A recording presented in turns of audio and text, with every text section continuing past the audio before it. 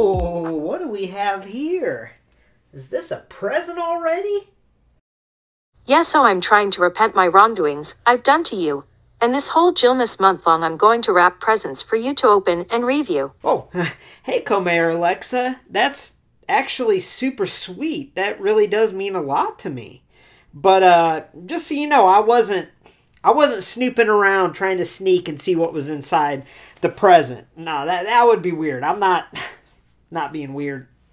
I'm not being weird. You being weird? Huh? Well, to be honest, most of the things I'm wrapping for you this month you already pre-ordered and paid for. But I'll throw in some surprises. Like today. Go ahead, open it up. Really? Oh boy. It's a... What exactly is this? Oh, they brought the Bend-Ems back. Oh, and there's a Charlotte in here, so it stays within the parameters of LumberJillville. Wow, I didn't know they brought these back. I can't wait to open this up. These are going to be awesome. Yeah, yep. Yeah, so these aren't going to be all that awesome, are they? Okay, well, either way, I'm going to go open these up and see what we got. Oh! Come here, Alexa. I'm not trying to ruin the present, okay? But I think you might have got duped. I think this is a repack because someone switched out a figure, and it looks like they included a figure of a rubber burnt hot dog. Oh, never mind. It's just Hulk Hogan.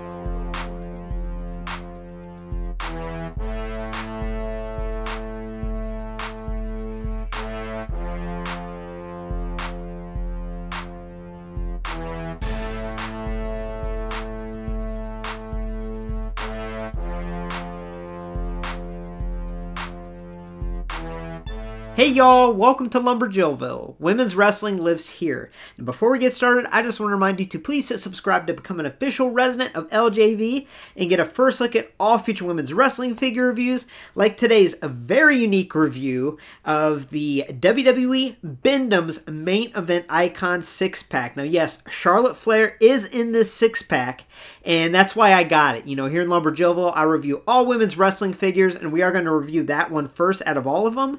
But we're actually going to open up the entire 6-pack because I want to give you all a close look at these and see how they look, right? I want to see how these stack up as a collectible, how they stack up as a toy, because there's really strong opinions about this just based on the photos that Ringside Collectibles posted. So I had to order it and open it up for all of y'all to see how these hold up. So with that being said, let's take a closer look, starting with the packaging. All right, so officially licensed WWE Bend-Ems are back. Now, this is a big deal for a lot of reasons. There's a lot of collectors out there that remember having the Bend-Ems growing up, and a lot of them collected them. And also, a lot of collectors still collect them, and to this day, there are some later series Bend-Ems that are really expensive and hard to come by, so it's definitely a collection that I think is really cool. Even though I never really had any Bend-Ems growing up, I still think it's cool to see images of them online, and I know it's a popular type figure, so much so that the Major Wrestling Figure Podcast has made their own brand of Bend-Em type figures called Major Bendies, which are really unique. I'm going to have to order a Chelsea and do a little comparison between that and this Charlotte, but that's for a later video. But here we are just going to look at this packaging. Now, this is the main event Icon 6-pack. There were also some single packs released on Ringside Collectibles, but I got this for one reason, and that's because we got a female here, and I review all women's wrestling figures. We have Charlotte, so we'll look at that one first, but we will look at all of them. So looking at this package, we have this nice open window. They're all kind of in their uniform. Now, it's important to note that the plastic bubble isn't smooth, it's not flat, it conforms to the surface of the figure. Now, I say that because if you wanted to get this signed or autographed, this would not be a good choice, I guess, because I don't know how they could really sign over that unless they kind of did it in this flat spot. I just don't think it would look that great. So I just want to give any MOC signed figure collectors a heads up. Even though I don't know many people that would want to get this signed over like an Elite, let's say. But anyway, here we have the big WWE logo in the corner, the Bend-Ems logo in the other. We have many of the icons there. We have everyone in the line, which includes The Rock, John Cena, Roman Reigns, Burnt Hot Dog, Hulk Hogan, Bruno Sammartino, and of course Charlotte, the one I'm most excited about. Now we have Bend-Ems logo on the side, Bend-Ems logo on the other side. Now turning this bad boy around here, we have some pretty cool image work here. I say image work, it's not really artwork because it's kind of a lot of just different images cropped in here, and they're not even to scale. I mean, look how tiny Bruno looks there. It's kind of funny, though. He kind of looks like a hobbit or something, really. But either way, we have images of the superstars, and then we have a little like screen-printed auto there. The whole names of all the superstars in the line. And then up here it says bendable, posable, collectible. We'll see about that. So moving this back around, we are going to cut the tape, and we're going to open it up on camera to see how it opens up. So I'm going to try to do this as cleanly as possible, which means I'll probably slice my finger open. Okay, so a little piece of tape on the side there.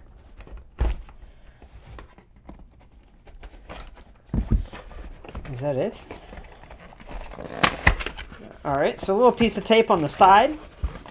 You do that once. You pull these babies out. Let me put this box on the ground.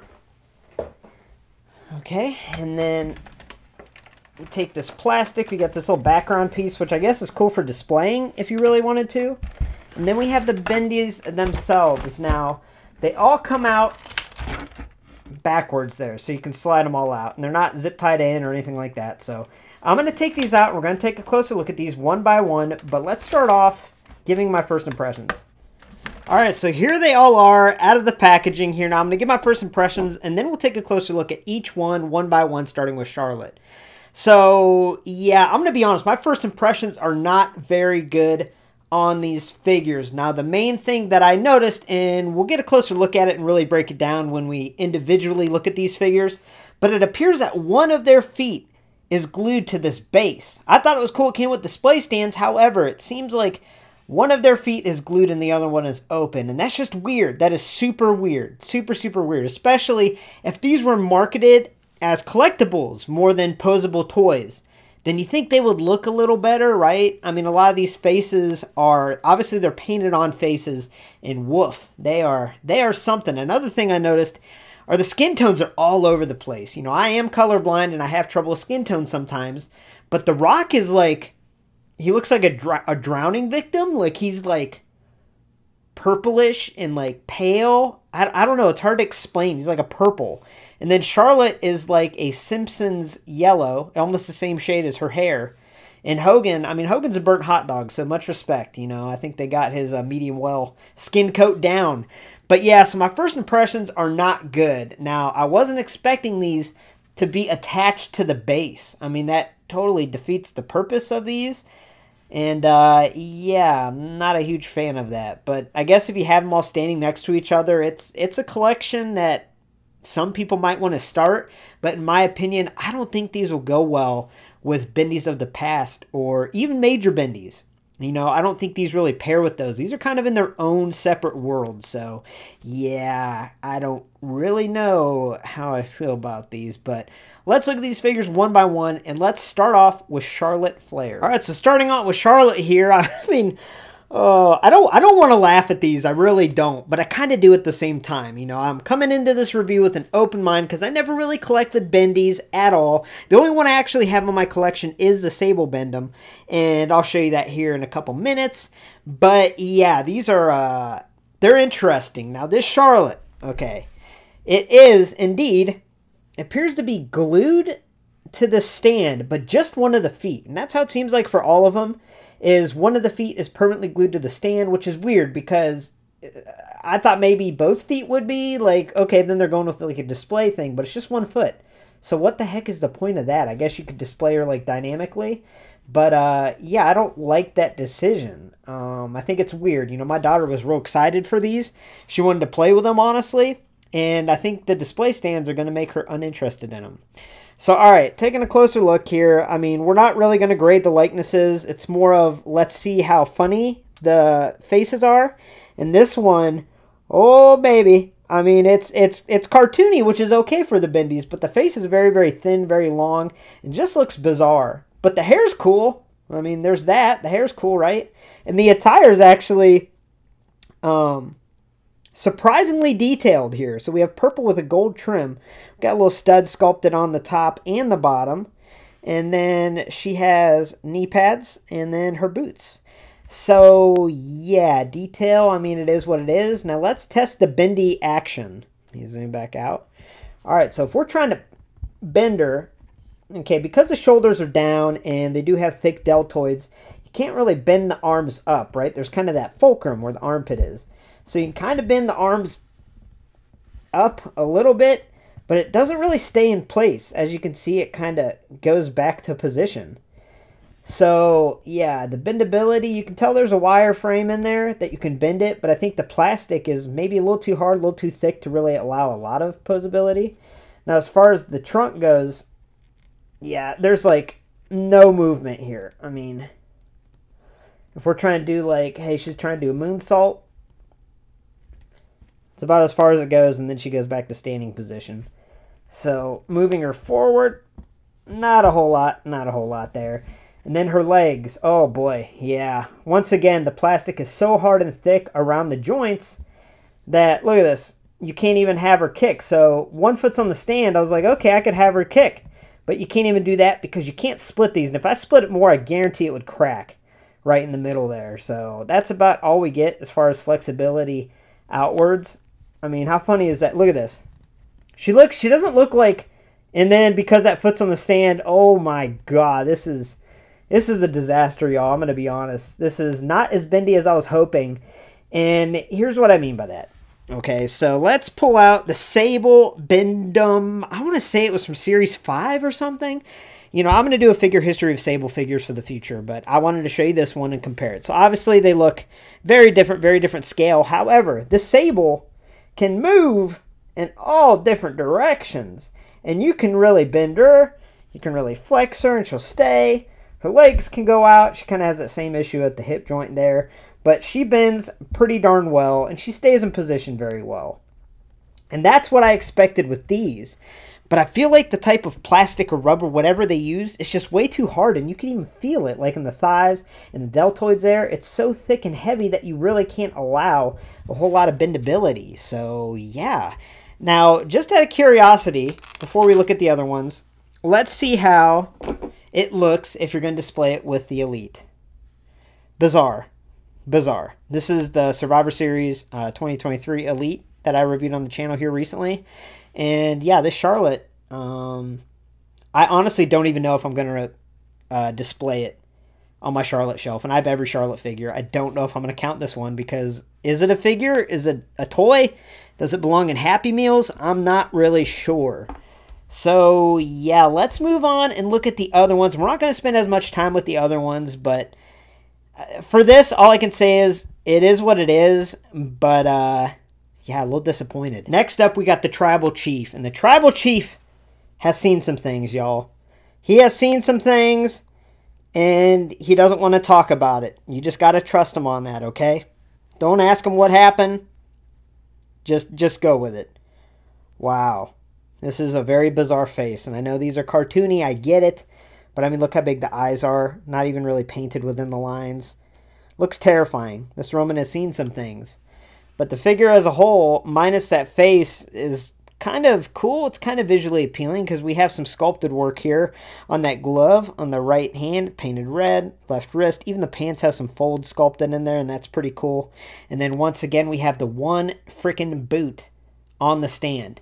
Now, I'm going to try to, no, that thing's not moving. That is like, I wonder if there's a little hole. See, it looks like there's a little hole here. So I'm going to give a little bit of tension and see if it comes off. Yeah,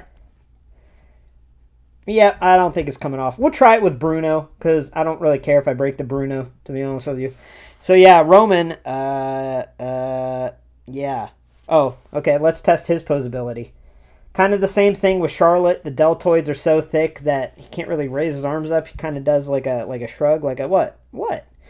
The legs, Just like the Charlotte, we'll thicken the thighs. We got this goofy little angle here.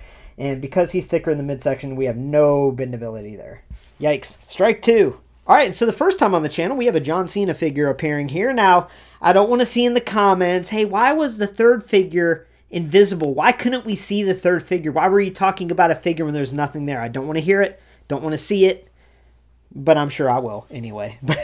But either way, here's John Cena. The face isn't as terrifying as the Charlotte, and it's not as scarred as the Roman, but boy, the nose is smashed. Look at that. Oh man, it looks like he got hit with a frying pan in like a Three Stooges skit or something. The nose is smashed down, but the face, I mean, it could be worse. It is what it is, whatever. And then we have an armband, green wristbands, knee pads, little sneakers there, which are actually kind of cool. And then his jorts.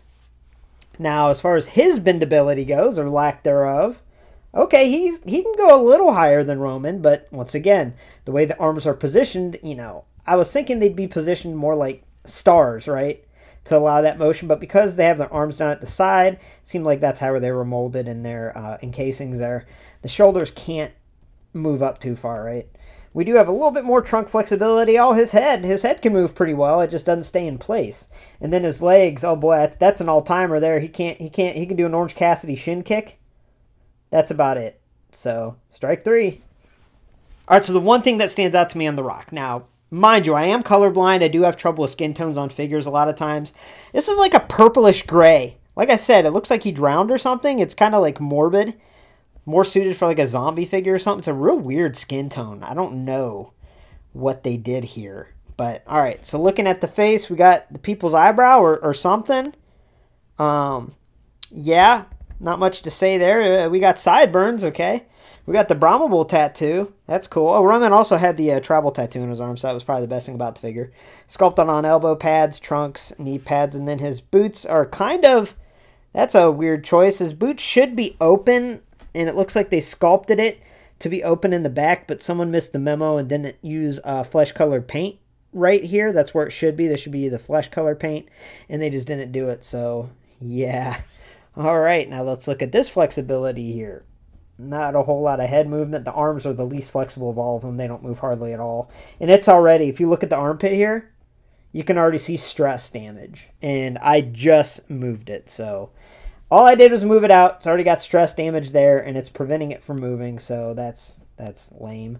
No movement in the elbows hardly. Trunk doesn't flex at all. And the legs, yeah.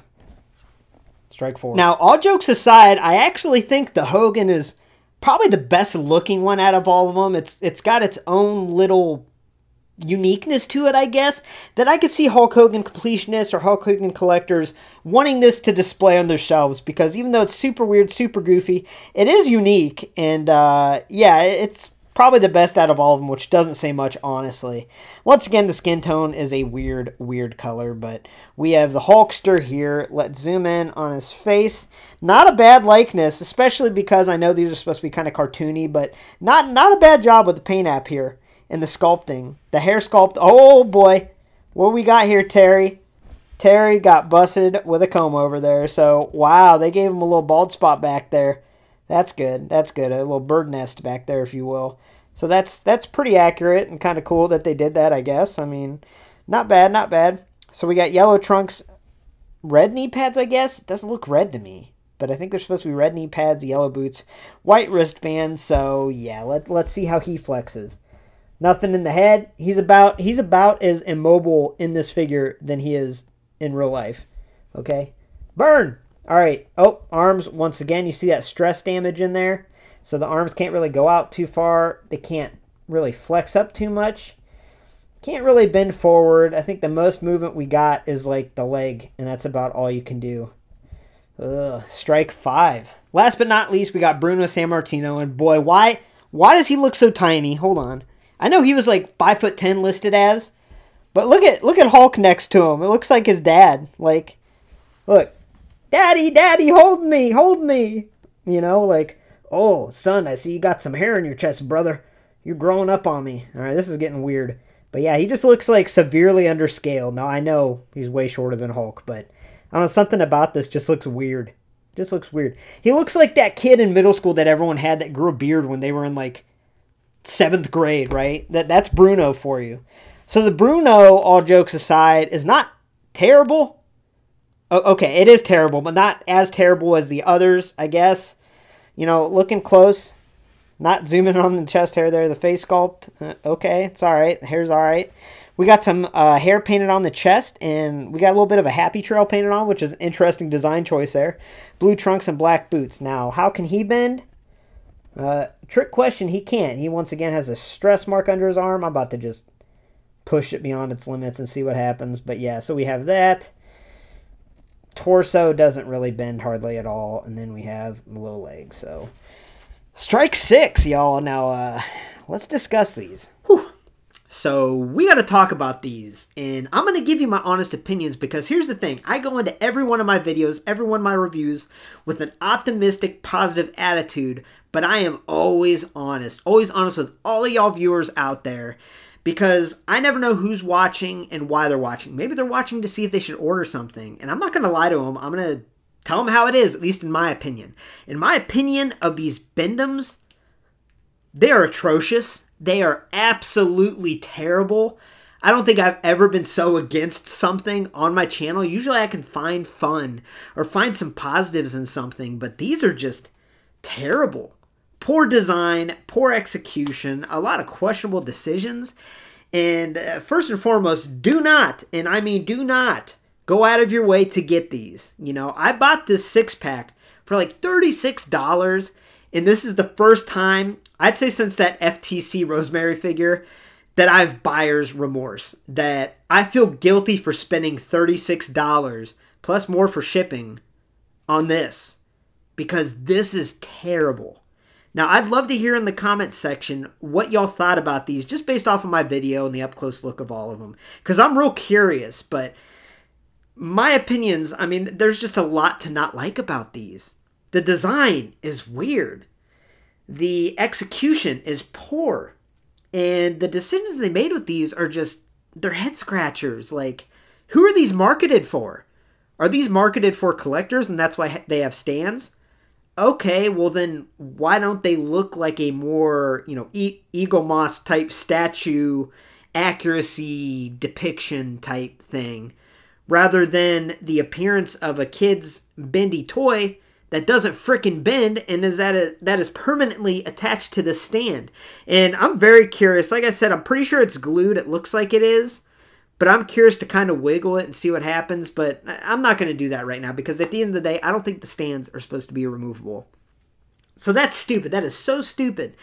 Because, yeah, these have the appearance of a kid's toy. And if these didn't have the stand, and if these were as bendy as these old Bend-Ems, right, if they could actually bend and move and pose them, I think they'd be okay. You know, I can look past the horrific details of the faces and the skin tones. I could look past that if they were actual Bend-Ems, but they're like halfway there. Now, I am honestly not sure the producer of these. I know Bend-Ems is a company, you know, but I'm not sure exactly who's responsible for these, but I hope WWE pulls out like ASAP, because these are terrible. Now, something I want to talk about is something I've been very quiet about, and that's the Major Wrestling Figure Podcast, Major Bendies.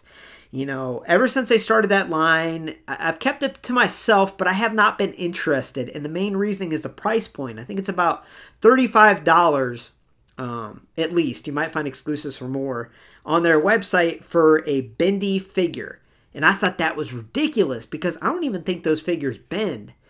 But to be honest with you, the more that I was looking at them online when I was researching, getting ready for this, I learned to appreciate that line, because here's the deal. Maybe they don't bend as much as you'd want. And maybe they're more expensive out of the price range of a lot of collectors. But they're freaking toyetic. They are. I mean, every one of their bendies, major bendies that has came out, has looked pretty freaking awesome. Very toyetic. And on top of that, the packaging is great. So yeah, it's a little more expensive, but I'm not the one making the toys. I don't know how much it is, so I don't think that's fair for me to say it's too expensive, because they're not a huge company or anything. So I think if you can afford it, I definitely would advise you go that direction. and go toward buying major bendies and totally avoid these WWE licensed bendies, because these are, oh my god. And I know this is like a rant. I've never done this. 4.5 minute rant right now is what we're dealing with. But hey, I just wanted to talk about my honest opinion and tell you what I thought about these, because like I said, I feel guilty for buying them. And I honestly wish I would have put the money that I put into this, I wish I would have spent it on a major bendy of Chelsea Green, so that I could give y'all a look of something that actually looks toyetic and that actually has a design to it and a conscious decision-making process as to the gear and the face likeness and just the fun. And like I said, what these did today is open my eyes and make me appreciate the major bendy so much so that I'm actually going to order a Chelsea Green and do a little versus video of that Chelsea versus this Charlotte, because I don't have any major bendies in hand. And this is not a major bendy commercial at all, but like I said, I'm just being honest. Wanted to give you my full details as to how I feel about the situation. And yeah, I mean, if this was Yelp, 0 out of 5 stars. Do not recommend. Do not buy these at all. Now, thanks for stopping by LumberJillville. Women's wrestling lives here. Now, I do apologize for ranting so much and for any negativity, because that's not what I try to do. But this is the Christmas season. A lot of people are shopping. And I just wanted to make a video showing everything up close, giving my opinion, because I don't want anyone out there having the buyer's remorse that I have, especially during the holiday season. So please forgive me if I was a bit negative or down. That's not my intention at all. I just wanted to be honest with y'all. Now, thanks for watching. Make sure to hit subscribe to become an official resident of LJV and get a first look at all future women's wrestling figure reviews, which I guarantee will be better than this one. And stay tuned. There's going to be a lot more Jillmas content coming out this month. I really do want to get a Chelsea Green major bendy and kind of do a versus video of that versus this, maybe even versus the old school Bend-Em of Sable. So I'm real excited for that. But thanks for watching. Let me know in the comments what you thought of the Bend-Ems today. Have a great night, y'all.